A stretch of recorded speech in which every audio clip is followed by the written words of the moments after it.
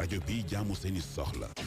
li ci yéeni kay ak Abdoulaye Bob dal leen ak jàmm yéen kaay yu bari xëy fasal lii di forum gi ñu jagleel PME ak PMI newoon ci teewaayu premier ministre Ousmane Sonko Walf Quotidien waaye secteur privé bi ña nga fa woon kayor seen kàddu di Adama Lam xamle ne jot na nguur gi dooleel ak taxaw lii di secteur privé local bi Adama Lam teg ca ne secteur privé bi war naa gis boppam ci commande publique bi leneen ci ay kàddoom ci Walf Quotidien moom Adama Lam dal di fàttali ne lii di secteur privé du ñu ko ndaw ci wàllu développement yéen kaay bi ñu xamal ne ci googu leen ndaje kii di premier ministre Ousmane Sonko jël na fa kàddu xamle ne nguur gi dina taxaw ak dooleel lii di secteur privé bu tegu ci yoon waaye jot na fa artu xamle ne mbirum affairisme d'état dafay jeex yooyu le kàddoom yéen kaabi di laas jot na ko bamtu ci xëtam bu njëkk xamle ne premier ministre wax na ak secteur privé bi xamal leen ne amatul xaaj ak seen képp ku tegu ci yoon nguur gi dina la gunge dina la taxawu te nguur gi lu ko yitteel ci jamono ji mooy fexe ba secteur privé gi ni mel am doole waaye naka sudul noonu gi doon am day doon léeboon lippoon maanaam mbirum affairisme d'état jeex na tàkk afaga tàkk gasi c'est terminé premier ministre Ousmane Sonko koy wax yéen kaabi di 24 heures ne mangoog Ousmane Sonko premier ministre xamle na ne la woon ni na mu daan demee na mu daan doxee dootul doxeeti ci parparlook beral loxo loolee defee dakk bépp entreprise bu tegu ci yoon nguur gi dina la gunge rawatina secteur privé gu tënku ci anam yi génn yéen kaabi di l'info ne nguur gi fas yéene jël matuwaay yi war ci mbirum affairisme d'état bu ñu sukkandikoo ci premier ministre Ousmane Sonko mi fàttali ne li ëpp ci secteur privé bi ci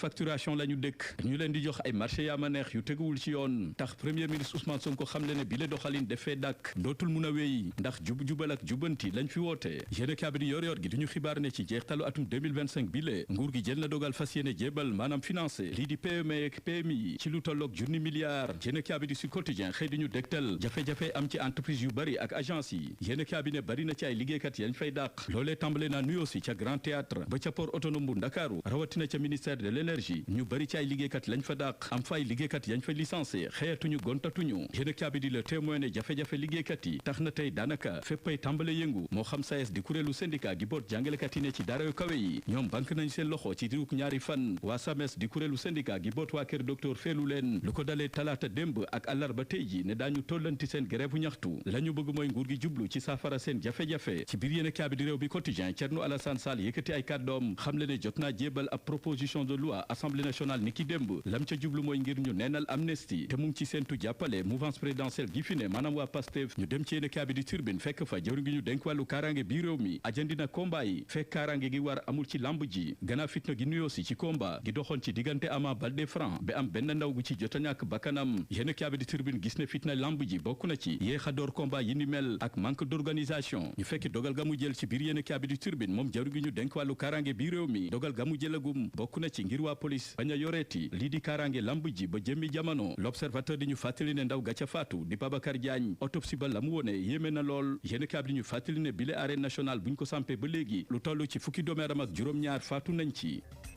di leen fàttali Serigne Ousmane Ndiaye nekk tradipraticien bu yàlla may xam-xam lool ci wàllum pajum cosaan bari na lu ma koy présenté ci sama chaîne YouTube bi daw leen ci moom seeti ko yàlla may na ko xam-xam lool de macha allah numéro téléphone baa ngi nii mu ngi nekk Kër Massar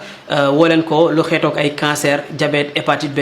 ak hémorroïde ak yeneen ak ay ñaan aussi yépp mën na leen cee dimbali ginnaaw yàlla numéro téléphone baa ngi noonu.